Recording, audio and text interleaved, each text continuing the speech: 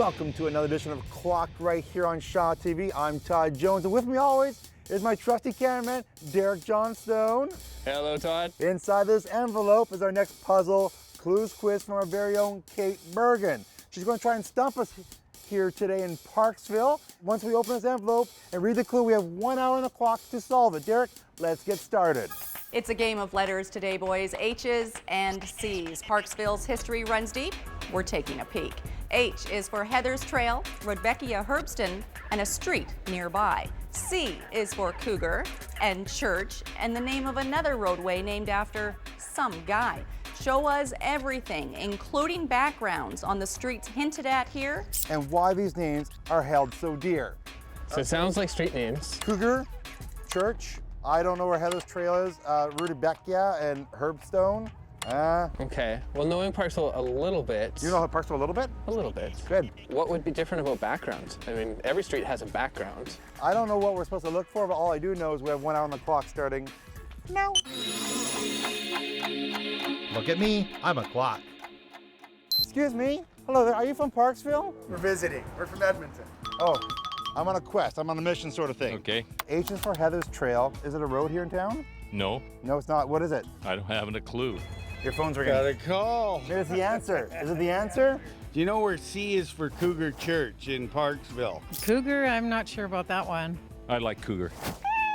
Rudbeckia Herbstone. Do you know what that is? Not sure about that one. Never heard of it. I have no idea. Ah, I know what Rudbeckia is. what is it? It's a plant. It's a, like a Rudbeckia.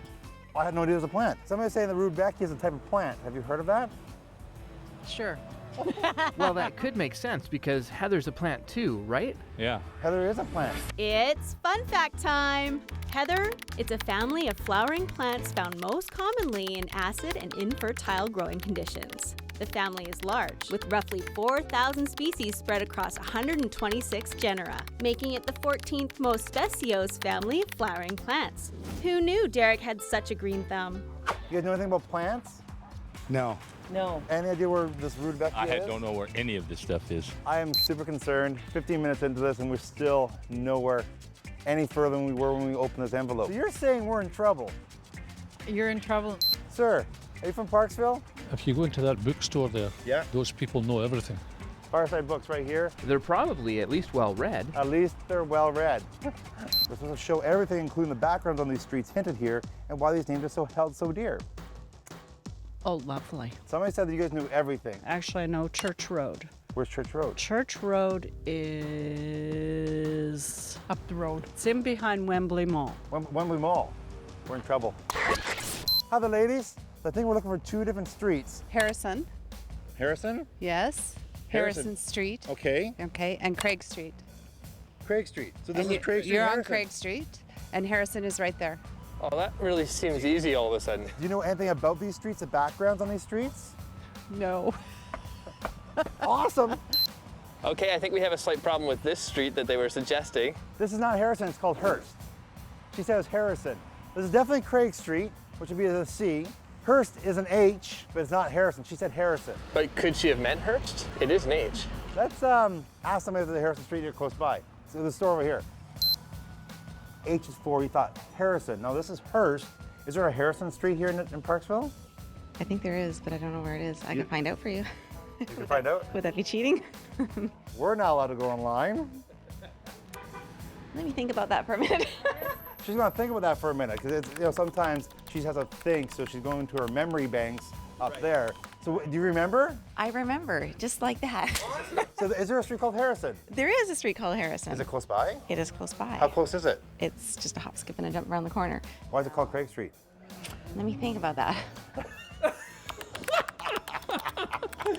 See, but Craig and Harrison don't actually meet up. They don't meet up. No. So could it be Hearst? Is there a museum or anything on this street? No, there's the Craig Heritage Park and Museum down by the Chamber of Commerce. They would probably have answers, wouldn't they? They would probably have answers. More than me, maybe. I think we should go there. Go, go, go.